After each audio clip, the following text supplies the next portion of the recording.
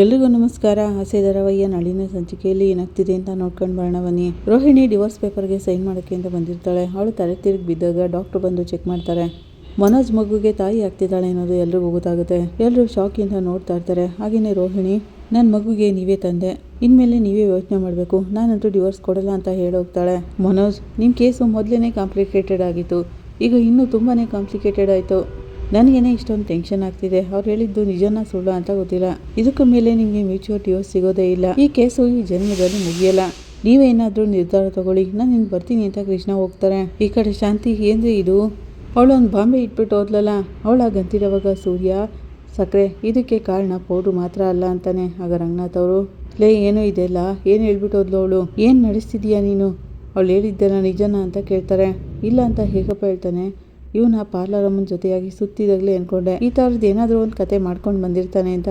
ನಿನ್ನ ಬುದ್ಧಿ ಎಲ್ಲೋ ಹೋಗಿತ್ತು ಸೂರ್ಯ ಹಾಗಂತಿರೋವಾಗ, ಲೇ ಜೊತೆ ಸೇರಿ ಬಾಳಾಟ ಮಾಡೋಕೆ ಇಷ್ಟ ಇಲ್ಲ ಅಂತ ಕೋರ್ಟ್ಗೆ ಹೋಗಿದ್ದೀರಾ, ಈಗೇನೋ ಹೊಸ್ತಾಗಿದೆಯಲ್ಲ ಅಂತ ರವಿ ಕೇಳ್ತಾನೆ. ರೋಹಿಣಿ ಅಂದರೆ ಇಷ್ಟ ಇಲ್ಲ ಅಂತ ಹೇಳಿದ್ರಿ, ಇಷ್ಟ ಇಲ್ಲದೆ ಇರೋಳಿಂದ ಮಗು ಮಾತ್ರ ಆಗಬೇಕಾ, ಯಾವ ಥರದ ಲಾಜಿಕ್ ಇದು ಅಂತ ಶ್ರುತಿ ಕೇಳ್ತಾಳೆ. ಒಳ್ಳೆ ಟೈಮ್ಗೆ ರೋಹಿಣಿ ಸೈನ್ ಮಾಡೋಕ್ಕೆ ಮುಂಚೆ ವಿಷಯ ಗೊತ್ತಾಯಿತು ಹಾಗಂತ ಮೀನಾ ಹೇಳ್ತಿರೋವಾಗ ರಂಗನಾಥ್ ಅವರು, ಲೈ ಅವಳು ಹೇಳಿದ್ದೆಲ್ಲ ನಿಜ ತಾನೇ ಅಂತ ಕೇಳ್ತಾರೆ. ಮನೋಜ ಸುಮ್ಮನೆ ನಿಂತಿರ್ತಾನೆ.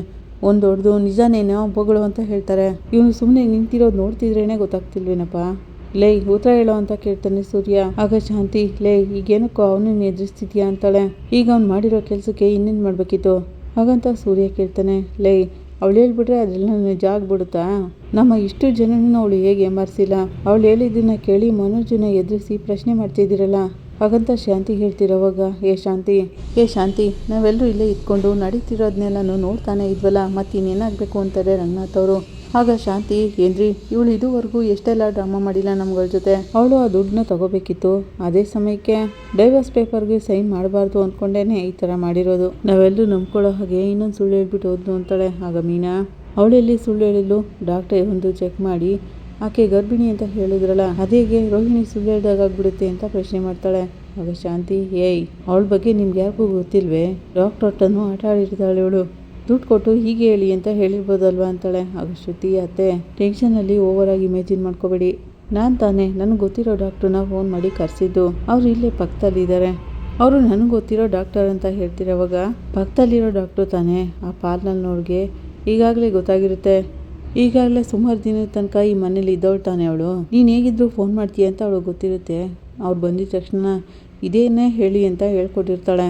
ನನಗೇನೋ ಆ ಡಾಕ್ಟ್ರು ಒರಿಜಿನಲ್ ಡಾಕ್ಟ್ರು ಅಂತ ಅನ್ನಿಸ್ತಿಲ್ಲ ಅಂತ ಶಾಂತಿ ಹೇಳ್ತಿರೋವಾಗ ರವಿ, ಅಮ್ಮ ಆ ಡಾಕ್ಟರು ನಮ್ಮ ಏರಿಯಾದಲ್ಲೇ ತುಂಬಾ ವರ್ಷ ಇರೋದು ಹಾಗಂತ ರವಿ ಹೇಳ್ತಿರೋವಾಗ, ಲೇ ಆ ಡಾಕ್ಟ್ರು ನಮ್ಮ ಏರಿಯಾದಲ್ಲೇ ಇಲ್ಲಿ ತುಂಬ ವರ್ಷದಿಂದನೂ ಇಲ್ಲಿ, ಆದರೆ ಆ ಪಾರ್ಲರ್ನೋಳು ಅವಳೆಲ್ಲ ಅವ್ರ ಜೊತೆ ಸೇರಿದ್ರೆ ಮಾತ್ರ ಎಲ್ಲರೂ ಅವಳ ಥರನೇ ಬದಲಾಯಿಸ್ಬಿಡ್ತಾಳೆ. ಶಾಂತಿ ಹಾಗಂತಿರುವಾಗ, ಇದೆಲ್ಲ ಓವರ್ ಇಮ್ಯಾಜಿನೇಷನ್ ಅಮ್ಮ ಹಾಗಂತ ರವಿ ಹೇಳ್ತಾನೆ. ಸಕ್ಕರೆ ಈಗಲೂ ಕೂಡ ಇವನು ತಪ್ಪು ಮಾಡಿದ್ದಾನೆ ಅಂತ ನಿಮ್ಗೆ ಅನ್ನಿಸ್ತಾನೆ ಇಲ್ವಾ ಹಾಗಂತ ಸೂರ್ಯ ಕೇಳ್ತಾನೆ. ಆಗ ರಂಗನಾಥ್ ಅವರು, ಏಯ್ ರೋಹಿಣಿ ಹೇಳೋದನ್ನ ಬಿಡು, ಈಗ ನೀನು ಹೇಳು ಅಂತಿರೋವಾಗ, ಏನಪ್ಪ ಹೇಳೋದು ಅಂತಾನೆ ಮನೋಜ.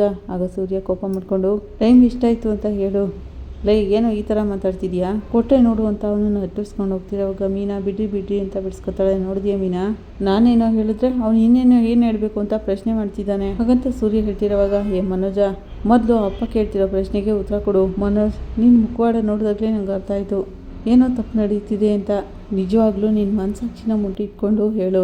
ಮನೋಜ ಸುಮ್ಮನೆ ನಿಂತಿರ್ಬೇಕಾದ್ರೆ ಸೂರ್ಯ, ಅಪ್ಪ ಇವ್ನು ನೋಡ್ತಿದ್ರೇ ಗೊತ್ತಾಗ್ತಿಲ್ವಾ ಹೇಗೆಲ್ಲ ಎಲ್ರಿಗೂ ಸುಳ್ಳು ಹೇಳ್ತಿದ್ದಾನೆ ಅಂತ ಹಾಗನ್ಕೊಂಡು ಸೂರ್ಯ ಹೊಡೆಯೋಕೆ ಹೋಗ್ತಿರೋವಾಗ ಮೀನಾ ಬಿಡಿಸ್ತಾಳೆ. ಏ ಸೂರ್ಯ ಬಿಡು ಅವನನ್ನ ಅಂತಾರೆ ರಂಗನಾಥ್ ಅವರು. ಏ ಮನೋಜ ಬೈಲಿ, ನೀವಿಬ್ಬರು ದೂರವಾಗಿ ಎಷ್ಟು ದಿನ ಆಯಿತು ಅಂತ ಕೇಳ್ತಾರೆ. ಗೊತ್ತಿಲ್ಲಪ್ಪ ಅಂತಿರೋವಾಗ, ಇದೆಲ್ಲ ನಿಮ್ಮ ಲೆಕ್ಕದ ಪುಸ್ತಕದಲ್ಲಿ ಇರಲ್ವೇನೋ ಅಂತಾನೆ ರವಿ. ಏನ್ರಿ ಅವಳು ಈ ಮನೆ ಬಿಟ್ಟೋಗಿ 5-6 ತಿಂಗಳಾಯಿತು, ಅವಳಾಗಂತಿರೋವಾಗ ಮತ್ತೆಗೆ ರೋಹಿಣಿ ಗರ್ಭಿಣಿ ಆಯ್ತು, ಲೇ ಅವಳು ಹೊಟ್ಟೆಲಿರೋ ಮಗು ನಿಂದೆ ಅಂತ ಹೇಳೋದ್ಲು, ನಿಜ ಏನು ಅಂತ ರೋಹಿಣಿ ಮಾತ್ರ ನೀನು ಮಾತ್ರನೇ ಗೊತ್ತು, ನೀನು ಹೇಳಿದ್ರೆ ನಿಜ ಏನು ಅಂತ ನಮಗೂ ಗೊತ್ತಾಗುತ್ತೆ, ಸತ್ಯವಾಗ್ಲೂ ಹೇಳು, ಯಾವುದನ್ನು ಮುಚ್ಚು ಮರೆ ಮಾಡ್ಕೋಬೇಡ, ಏನು ನಡೀತು ಅಂತ ರಂಗನಾಥ್ ಅವರು ಕೇಳ್ತಾರೆ. ಆಗ ಮನೋಜ, ಏನಪ್ಪ ನೀನು ಈಗೆಲ್ಲ ಕೇಳ್ತಿದ್ಯಾ, ಸತ್ಯವಾಗ್ಲೂ ಆ ಥರದ್ದೆಲ್ಲ ಏನೂ ನಡೆದಿಲ್ಲಪ್ಪ, ಅವಳು ಹೇಳಿದ್ದೆಲ್ಲ ಸುಳ್ಳು ಅಪ್ಪ, ಅವಳ ಹೊಟ್ಟೆಲಿರೋ ಮಗುಗೂ ನನಗೂ ಯಾವ ಸಂಬಂಧನೂ ಇಲ್ಲ ಅಂತಾನೆ. ಆಗ ಶಾಂತಿ, ಏನ್ರಿ ಅವನೇ ಹೇಳ್ತಿದ್ದಾನಲ್ಲ ನನ್ನ ಮಗು ಅಲ್ಲ ಅಂತ, ಅವಳು ಫ್ರಾಡರಿ, ಅವಳು ಎಷ್ಟೊಂದೆಲ್ಲ ಸುಳ್ಳು ಹೇಳಿ ಏಮಾರಿಸಿಲ್ಲ ನಮ್ಮನ್ನ ಹಾಗಂತ ಶಾಂತಿ ಹೇಳ್ತಿರುವಾಗ ಶ್ರುತಿ, ಅತ್ತೆ ಯಾವುದು ಸುಳ್ಳು? ರೋಹಿಣಿ ಕನ್ಫ್ಯೂಸ್ ಆಗಿರೋದು ಕನ್ಫರ್ಮ್ ಆಗಿದೆ. ಅವಳಾಗಂತಿರುವಾಗ ಅವಳ ಮಗುಗೆ ಇವನೇ ಅಪ್ಪ ಅನ್ನೋದು ಸುಳ್ಳು. ಹಾಗಂತ ಶಾಂತಿ ಹೇಳ್ತಿರುವಾಗ ಅತ್ತೆ ಏನತ್ತೆ ಈ ಥರ ಮಾತಾಡ್ತಿದ್ದೀರಾ? ಮನೋಜ್ ಅವ್ರನ್ನೇ ಅಪ್ಪ ಅಂತ ಹೇಳ್ಬಿಡೋದ್ಲಲ್ವ ಅವಳು ಅಂತಾಳೆ. ಲೇ, ಅವಳೇನು ತುಂಬ ಒಳ್ಳೆಯವಳು, ಉತ್ತಮಳ ಅವಳು. ನಮ್ಮ ಹತ್ರ ಎಲ್ಲ ನಾಟಕ ಮಾಡಿ ಏಮಾರಿಸ್ಬಿಟ್ಟೋದವಳು. ಅತ್ತೆ, ರೋಹಿಣಿ ಸುಳ್ಳು ಹೇಳಿ ಏಮಾರಿಸಿರ್ಬೋದು, ಆದರೆ ಒಂದು ಹೆಣ್ಣಾಗಿ ಇಂಥ ವಿಷಯದಲ್ಲಿ ಒಂದು ಮಗುವಿನ ಬಗ್ಗೆ ಇಷ್ಟೊಂದು ಜನದ ಮುಂದೆ ಧೈರ್ಯವಾಗಿ ಸುಳ್ಳು ಹೇಳಲಾತೆ. ಹಾಗಂತ ಮೀನಾ ಹೇಳ್ತಿರೋವಾಗ, ಲೇ, ನೀನೇನು ದೊಡ್ಡ ಪಂಚಾಯತಿ ಆಫೀಸರಾ? ಅವಳು ಈ ಕುಟುಂಬನ ಏಮಾರಿಸಿ ಹಾಳು ಮಾಡೋಕೆ ಬಂದವಳಲ್ವಾ, ಮತ್ತೆ ನೀನು ಅವಳಿಗೆ ಸಪೋರ್ಟ್ ಮಾಡ್ತಿದೀಯಾ? ಏಯ್, ಇಂಥ ಕೆಲಸ ಬೇರೆ ಮಾಡೋಕ್ಕೆ ಶುರು ಮಾಡಿದೀಯಾ ಅಂತಾಳೆ. ಆಗ ಸೂರ್ಯ, ಸಕ್ಕರೆ, ಇವ್ನು ಏನು ಹೇಳಿದ್ರು ನೀವು ನಂಬಿಡ್ತೀರಾ? ಆ ಪಾರ್ಲರಮ್ಮ ಇವನನ್ನೇ ಅಪ್ಪ ಅಂತ ಹೇಳೋದ್ರಲ್ಲ, ಅವನಾಗಂತಿರೋವಾಗ, ಲೇ, ಅವಳಿಗೇನು ಸುಳ್ಳು ಹೇಳೋದು ಹೊಸ್ತಾ? ಅದೇಗೋ ಸರಿಯಾಗಿ ಡೈವರ್ಸ್ ಪೇಪರ್ನಲ್ಲಿ ಸೈನ್ ಮಾಡೋಕೆ ಬಂದಿರುವಾಗಲೇ ತಲೆ ತಿರುಗಿ ಬೀಳೋದು, ಗರ್ಭಿಣಿ ಅಂತ ಗೊತ್ತಾಗೋದು ಅಂತಾಳೆ. ಅತ್ತೆ, ಕೋಇನ್ಸಿಡೆನ್ಸ್ ಆಗೂ ನಡೆದಿರ್ಬೋದಲ್ವಾ? ಹಾಗಂತ ಶ್ರುತಿ ಹೇಳ್ತಿರೋವಾಗ, ಅದನ್ನೆಲ್ಲ ನಾನಂತೂ ನಂಬಲ್ಲ, ಅವಳು ಹೇಳ್ತಿರೋದೆಲ್ಲ ಸುಳ್ಳೇನೆ ಅಂತಾಳೆ ಶಾಂತಿ. ಆಗ ರಂಗನಾಥ್ ಅವರು, ಏ ಶಾಂತಿ, ಮನೋಜನ್ನೇನು ಸತ್ಯ ಹರಿಶ್ಚಂದ್ರ ಅಂದ್ಕೊಂಡ್ಬಿಟ್ಟಿದ್ಯಾ? ಎಲ್ಲ ಸಂದರ್ಭದಲ್ಲೂ ನಾನು ದುಡ್ಡನ್ನ ಎತ್ಕೊಂಡು ಏಮಾರಿಸಿ ಓಡೋದವನು. ಅವರಾಗತ್ತಿರೋವಾಗ, ಏನ್ರಿ ಅದೆಲ್ಲ ಬೇರೆ ರೀ, ಅವಳು ನಮ್ಮ ಮನೆ ಬಿಟ್ಟೋಗಿ ತುಂಬ ತಿಂಗಳುಗಳಾಯಿತು. ಶಾಂತಿ ಹಾಗಂತಿರೋವಾಗ, ಅಮ್ಮ, ಇವನು ಅವಾಗವಾಗ ಅವ್ರನ್ನ ಮೀಟ್ ಮಾಡ್ತಿದ್ದ, ಅವ್ರ ಮನೆಗೆಲ್ಲ ಹೋಗಿ ಬಂದಿದ್ದಾನೆ ಅಂತಾನೆ ರವಿ. ಲೈ, ಅವತ್ತಿವನು ಅವ್ರ ಮನೆಗೆ ದುಡ್ಡು ಕೊಡೋಕ್ಕೆ ಹೋಗಿದ್ದಿದ್ದು. ಶಾಂತಿ ಹಾಗಂತಿರೋವಾಗ, ನೋಡು ಶಾಂತಿ, ಈ ವಿಷಯದ ಬಗ್ಗೆ ಮಾತಾಡೋಕ್ಕೆ ನನಗೆ ಸಂಕಟ ಆಗ್ತಿದೆ. ಸತ್ಯ ಏನು ಅಂತ ಗೊತ್ತಾಗ್ತಿಲ್ವಲ್ಲ ಅಂತಿರುವಾಗ, ನಿಮಗೆ ಸತ್ಯ ಗೊತ್ತಾಗಬೇಕು ಅಷ್ಟೇ ತಾನೇ? ಏ ಮನೋಜ್, ರೋಹಿಣಿ ಹೇಳಿದ್ದಕ್ಕೂ ನಿನಗೂ ಸಮಾಧಾನ ಇಲ್ಲ ತಾನೇ ಅಂತ ಕೇಳ್ತಾಳೆ. ಅವಳು ಹಾಗಂತಿರೋವಾಗ, ಹೌದಪ್ಪ, ಅಮ್ಮ ಹೇಳ್ತಿರೋ ಹಾಗೆ ಅದಕ್ಕೂ ನನಗೂ ಯಾವ ಸಂಬಂಧನೂ ಇಲ್ಲ ಅಂತಾನೆ ಮನೋಜ. ರೋಹಿಣಿ 1-2 ಸರಿ ಶೋರೂಮ್ಗೆ ಹಗಲೊತ್ತಲ್ಲೇ ಬಂದಿದ್ಲು, ಅದು ಎಲ್ಲ ಸ್ಟಾಫು ಅಲ್ಲೇ ಇದ್ರು. ಅಮ್ಮ ಕೂಡ ಫೋನ್ ಮಾಡಿ ಬೈದ್ರಲ್ವಾ, ಅದಾದಮೇಲೆ ಅವಳನ್ನ ನಾನು ಮೀಟ್ ಮಾಡಲೇ ಇಲ್ಲಪ್ಪ ಅಂತಾನೆ. ಆಗ ರವಿ, ಲೇ, ನೀನು ಸೀಕ್ರೆಟಾಗಿ ಯಾವಾಗಲೂ ಈ ಮೀಟೇ ಮಾಡಿಲ್ವೇನೋ ಅಂತಾನೆ. ಇಲ್ವೋ, ನಾನೇನಕ್ಕೂ ಅವಳನ್ನ ನೋಡೋಕೆ ಹೋಗ್ಲಿ ಅಂತಾನೆ ಮನೋಜ. ಏಯ್ ಪಾರ್ಲರಮ್ಮ, ನಿನ್ನನ್ನು ಜೈಲಿಂದ ಬಿಡಿಸಿದ್ಮೇಲೆ ಆ ಯಮ್ಮನ ಜೊತೆ ನೀನು ಸುತ್ತಾನೇ ಇದ್ದೆ. ಅವತ್ತು ನೀನು ಸೋಂಪಾಪುಡಿ ಹೋಟೆಲ್ಗೆ ಆ ಯಮ್ಮನ ಕರ್ಕೊಂಡು ಬಂದಿರ್ಲಿಲ್ವಾ ಹೇಳು? ಸೂರ್ಯ ಹಾಗಂತಿರೋವಾಗ, ರೋಹಿಣಿ ಅವಳ ಹಳೆ ಜೀವನನ ಮುಚ್ಚಿಟ್ಟಿರ್ಬೋದು, ಅದೆಲ್ಲ ನಿಮ್ಮ ಜೊತೆ ಜೀವನ ಮಾಡಬೇಕು ಅಂತ ಹಾಗೆ ಮಾಡಿರೋದು. ಆದರೆ ಇಂಥ ವಿಷಯದಲ್ಲಿ ಅವಳೇನಕ್ಕೆ ಸುಳ್ಳು ಹೇಳಕ್ಕೆ ಹೋಗ್ತಾಳೆ ಅಂತಾಳೆ ಮೀನಾ. ಅದು ಮಾತ್ರ ಅಲ್ಲ, ಇಂಥ ಟೈಮಲ್ಲಿ ಆ ಮಗುಗೆ ಅಪ್ಪ ನಾನಲ್ಲ ಅಂತ ಹೇಳಿರೋ ತುಂಬ ಕೇಸ್ಗಳು ವರ್ಷಗಟ್ಟಲೆ ಎಳ್ದಾಡಿವೆ. ಆದರೆ ಈಗೆಲ್ಲ ಆ ಥರ ನಡೆಯೋದೇ ಇಲ್ಲ. ಒಂದೇ ಒಂದು DNA ಟೆಸ್ಟ್ ಮಾಡಿಸಿದ್ರೆ ಸಾಕು, ಸತ್ಯ ಎಲ್ಲ ಅದಾಗದೇ ಆಚೆ ಬರುತ್ತೆ. ಈಗ ಅದೆಲ್ಲ ರೋಹಿಣಿಗೂ ಗೊತ್ತಿರಬೇಕಲ್ವಾ, ಮತ್ತೇನಕ್ಕೆ ಅವಳು ಸುಳ್ಳು ಹೇಳ್ಬಿಡ್ತಾಳೆ? ಹಾಗಂತ ಶ್ರುತಿ ಕೇಳ್ತಿರೋವಾಗ, ಲೇ ಮನೋಜ, ಅದು ನಿಜಾನೇ, ಟೆಸ್ಟ್ ಮಾಡಿಸಿ ಎಲ್ಲರ ಮುಂದೆ ಅವಮಾನ ಆಗೋಕ್ಕೂ ಮುಂಚೆ ಸತ್ಯ ಏನು ಅಂತ ಒಪ್ಕೊಂಡ್ಬಿಡು. ಹಾಗಂತ ಸೂರ್ಯ ಹೇಳ್ತಾನೆ, ಲೇ, ನಾನು ಹೇಳ್ತಿಲ್ವೇನೋ, ಆ ಮಗುಗೂ ನನಗೂ ಯಾವ ಸಂಬಂಧನೂ ಇಲ್ಲ, ಅವಳು ಗರ್ಭಿಣಿ ಆಗಿರೋದಕ್ಕೆ ನಾನು ಜವಾಬ್ದಾರಿ ಅಲ್ಲ ಅಂತ ಹೇಳ್ತಾನೆ. ಹಾಗಾದರೆ ಆ ಮಗುಗೆ ಅಪ್ಪ ಯಾರು ಅಂತ ಕೇಳ್ತಾನೆ ಸೂರ್ಯ. ಆಗ ಶಾಂತಿ, ಅದನ್ನೆಲ್ಲ ಇವನ ಹತ್ರ ಕೇಳಿದ್ರೆ ಹೇಗೋ ಗೊತ್ತಾಗುತ್ತೆ, ಈಗಾಗಲೇ ಮದುವೆ ಆಗಿ ಒಂದು ಮಗುನ ಎತ್ಕೊಂಡು ಬಂದಿದ್ಲು, ಇನ್ನು ಈ ಮಗುಗೆ ಯಾವಂತಂದೇನೋ ಏನೋ. ಶಾಂತಿ ಹಾಗಂತಿರುವಾಗ, ಅತ್ತೆ ಹೀಗೆಲ್ಲ ಮಾತಾಡಬೇಡಿ, ರೋಹಿಣಿ ಎಷ್ಟೋ ವಿಷಯಗಳಲ್ಲಿ ಸುಳ್ಳು ಹೇಳಿರ್ಬೋದು, ಆದರೆ ಈ ವಿಷಯದಲ್ಲಿ ಅವಳು ಹಾಗೆಲ್ಲ ಮಾಡಿರೋಲ್ಲ ಅಂತಾಳೆ ಮೀನಾ. ಆಗ ಶಾಂತಿ, ಏಯ್ ನೀನೇನೆ ಅವಳ ಪರವಾಗಿ ವಕಾಲತ್ತು ತೋರಿಸ್ಕೊಂಡು ಬಂದಿದ್ಯಾ ಅಂತಾಳೆ. ತಕ್ಷಣ ಶ್ರುತಿ, ಅತ್ತೆ, ನೀವು ರೋಹಿಣಿಯವ್ರ ಕ್ಯಾರೆಕ್ಟರ್ನೇ ಡ್ಯಾಮೇಜ್ ಮಾಡ್ತಿದ್ದೀರಾ ಅಂತಾಳೆ. ಇಂಥವ್ರಿಗೆಲ್ಲ ಎಂಥ ಕ್ಯಾರೆಕ್ಟರ್ ಇರುತ್ತೆ, ಇವನಿಗೆ ಡೈವರ್ಸ್ ಕೊಡಬಾರ್ದು ಅಂತ ಅವಳು ಯಾವ ಲೆವೆಲ್ಗೆ ಬೇಕಾದ್ರೂ ಹೋಗ್ತಾಳೆ. ಶಾಂತಿ ಹಾಗಂತಿರುವಾಗ, ಅಮ್ಮ, ಒಂದು ಹೆಣ್ಣಿನ ಮೇಲೆ ಈ ಥರ ಆಪಾದನೆ ಹೊರಿಸೋದು ತುಂಬ ತಪ್ಪು. ಅವನಾಗಂತಿರುವಾಗ, ಅಪ್ಪ, ನನಗೆ ಇವನ ಮೇಲೇನೆಪ್ಪ ಡೌಟು, ಇವನೇನೋ ಕತ್ರಿ ಕೆಲಸ ಮಾಡ್ಕೊಂಡು ಬಂದಿರ್ತಾನೆ. ನೋಡು ಮನೋಜ, ನೀನೇನಾದರೂ ಒಂದು ವೇಳೆ ನಮ್ಮ ಜೊತೆ ಇಲ್ಲೆಲ್ಲ ಸುಳ್ಳು ಹೇಳಿದರೆ ಒಂದಿನ ಅದಕ್ಕೆ ಶಿಕ್ಷೆನ ನೀನೇ ಅನುಭವಿಸ್ತೀಯ. ಅದು ಮಾತ್ರ ಅಲ್ಲ, ನೀನೇನಾದರೂ ಸುಳ್ಳು ಹೇಳಿ ಏಮಾರಿಸಿದ್ಯಾ ಅಂತ ನನಗೆ ಗೊತ್ತಾದರೆ ನಾನಂತೂ ಮನುಷ್ಯನಾಗಿರಲ್ಲ, ಮೊದಲು ಅದನ್ನು ತಿಳ್ಕೊ ಅಂತ ಹೇಳ್ತಾರೆ. ಆಗ ಶಾಂತಿ, ಏನ್ರಿ ನೀವು ಆ ಮಗುಗೆ ಅಪ್ಪ ಅಲ್ಲ ಅಂತ ಎಲ್ಲರ ಮುಂದೆ ಹೇಳಿದ್ರಲ್ಲ, ಆ ಫ್ರಾಡ್ ರೋಹಿಣಿಗೆ ಎಲ್ಲರೂ ಸಪೋರ್ಟ್ ಮಾಡ್ತಿದ್ದೀರಾ, ನನ್ನ ಮಗನಿಗೆ ಮಾತ್ರ ಯಾರೂ ಸಪೋರ್ಟ್ ಮಾಡ್ತಿಲ್ಲ. ಅವಳಾಗಂತಿರೋವಾಗ, ಇಲ್ಲಿ ಇವನು ಹೇಗೆ ಅನ್ನೋದು ಎಲ್ರಿಗೂ ಗೊತ್ತಿದೆ ಸಕ್ರೆ. ಇಲ್ಲಿ ನೋಡೋ ಮನೋಜ, ಇದೇನೇನು ಆಟ ಅನ್ಕೋಬೇಡ, ರೋಹಿಣಿ ಖಂಡಿತವಾಗ್ಲೂ ನೀನೇ ಅವಳ ಮಗುಗೆ ಅಪ್ಪ ಅಂತ ಹೇಳ್ಬಿಟ್ಟು ಹೋಗಿದ್ದಾಳೆ. ನಾಳೆ ಈ ವಿಷಯ ಏನಾದರೂ ಕೋರ್ಟಿಗೆ ಗೊತ್ತಾದರೆ, ಪೇಪರಲ್ಲಿ ಏನಾದರೂ ಹಾಕಿಸ್ಬಿಟ್ರೆ ಇಡೀ ನಮ್ಮ ಕುಟುಂಬದ ಮಾನ ಮರ್ಯಾದೆನೇ ಹೋಗುತ್ತೆ ಕಣೋ. ಹಾಗಂತ ರಂಗನಾಥ್ ಅವರು ಹೇಳ್ತಿರೋವಾಗ, ಅಪ್ಪ, ಅವಳು ಹೇಳ್ತಿರೋದೆಲ್ಲ ನಿಜ ಅಲ್ಲಪ್ಪ, ಅವಳೇನು ಆ ರೀತಿ ಹೇಳಿದ್ರು ಅಂತ ನಂಗೆ ಗೊತ್ತಾಗ್ತಿಲ್ಲ.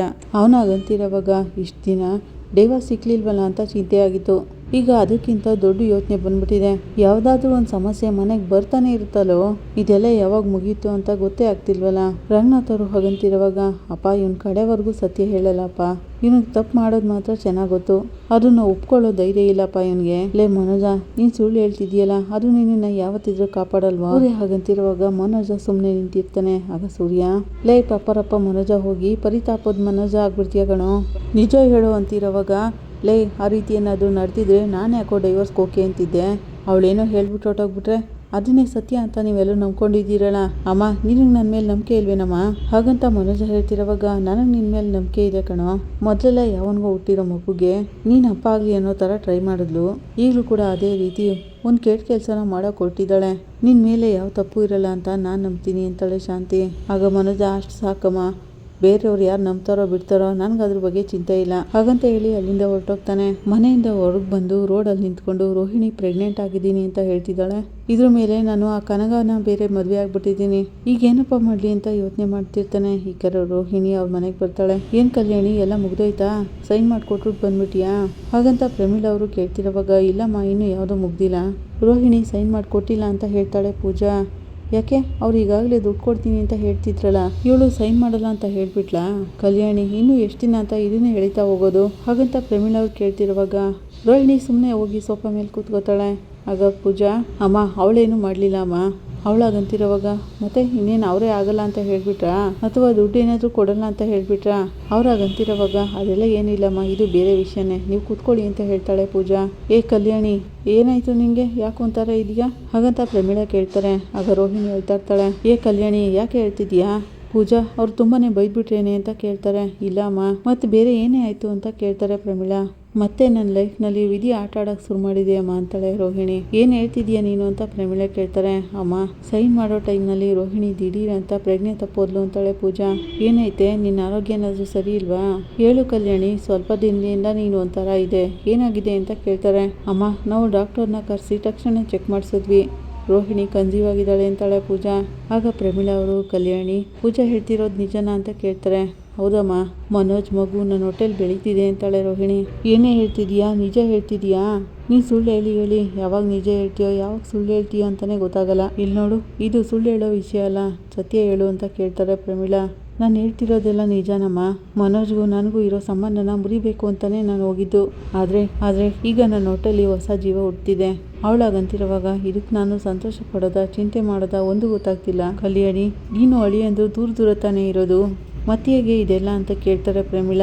ಅಮ್ಮ, ಮನೋಜ್ ಮತ್ತೆ ಇವಳು ಅವಾಗವಾಗ ಮೀಟ್ ಮಾಡ್ತಿದ್ರಲ್ಲ ಅಂತಾಳೆ ಪೂಜಾ. ಅಮ್ಮ, ಅವತ್ತು ಶೋರೂಮ್ಗೆ ಹೋಗಿ ಅಲ್ಲೇ ಇದ್ನಲ್ಲ ಅಂತಾಳೆ ರೋಹಿಣಿ. ಆಗ ಪ್ರಮೀಳ ಅವರು ಏನು ಹೇಳಬೇಕು ಅಂತಲೇ ಗೊತ್ತಾಗ್ತಿಲ್ಲ. ಕೋರ್ಟ್ನಲ್ಲಿ ಡೈವರ್ಸ್ ಕೇಸ್ ನಡೀತಿರೋವಾಗಲೇ ಈ ಥರ ಬಂದು ಹೇಳ್ತಿದೆಯಲ್ಲ, ಇನ್ಮೇಲೆ ನಿನ್ನ ಜೀವನ ಏನಾಗುತ್ತೋ ಏನೋ.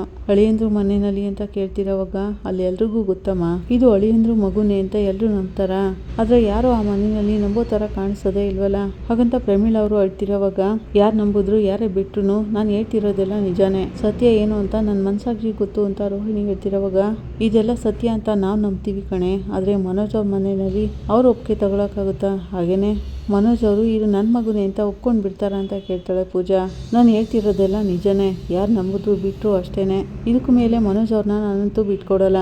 ನಾನು ನನ್ನ ಮಗುನು ಮನೋಜ್ ಜೊತೆನೇ ಬಾಳ್ಬೇಕು, ಮತ್ತೆ ಇನ್ನೊಂದು ಮಗುಗೆ ಅಪ್ಪ ಇಲ್ಲಿರೋವಾಗೆ ನಾನು ಮಾಡೋಕ್ಕಾಗಲ್ಲ ಅಂತಾಳೆ. ಈ ಕಡೆ ಮನೋಜ ರೋಹಿಣಿ ಪ್ರೆಗ್ನೆಂಟ್ ಆಗಿಬಿಟ್ಟಿದ್ದಾಳಲ್ಲ ಅಂತ ಡಾಕ್ಟರ್ ಹೇಳಿದ ಸಿಚುವೇಶನ್ ಎಲ್ಲಾನು ನೆನೆಸ್ಕೊತಿರ್ತಾನೆ. ಈ ಥರ ಮಾಡಿ ಸರಿಯಾಗಿ ಸಿಕ್ಕಾಕೊಂಡ್ಬಿಟ್ನಲ್ಲ ನಾನು. ರೋಹಿಣಿಗೆ ದುಡ್ಡು ಕೊಟ್ಟು ಡಿವೋರ್ಸ್ ಕೊಟ್ಟು ಕಳಿಸ್ಬಿಟ್ಟಿದ್ದಿದ್ರೆ ಈಗ ಕನಗ ಜೊತೆ ಲೈಫಲ್ಲಿ ಸೆಟ್ಲ್ ಆಗ್ಬೋದಾಗಿತ್ತು. ಈಗ ರೋಹಿಣಿ ಬೇರೆ ಪ್ರೆಗ್ನೆಂಟ್ ಆಗಿಬಿಟ್ಟಿದ್ದಾಳೆ. ಅವತ್ತು ಶೋರೂಮ್ನಲ್ಲಿ ಅವಳನ್ನ ಇಲ್ಲಿ ಹಿಡಿಯೋಕ್ಕೆ ಕರೆಸಿದ್ದೆ ತಪ್ಪಾಯಿತು. ಈಗ ನನ್ನ ಲೈಫೇ ಇಲ್ಲಿ ಬೆಕ್ಕಿನ ಆಟ ಆಗೋಯ್ತು, ಏನು ಮಾಡಬೇಕು ಅಂತ ನಂಗೆ ಅರ್ಥ ಆಗ್ತಿಲ್ವಲ್ಲ ಅಂತ ಅನ್ಕೋತಿರ್ತಾನೆ. ಇಲ್ಲಿಗೆ ಸಂಚಿಕೆ ಮುಕ್ತಾಯ ಆಗುತ್ತೆ. ನಿಮ್ಗೆ ಇಷ್ಟ ಆದರೆ ಲೈಕ್ ಮಾಡಿ, ಕಮೆಂಟ್ ಮಾಡಿ, ಸಬ್ಸ್ಕ್ರೈಬ್ ಮಾಡಿ. Thank you.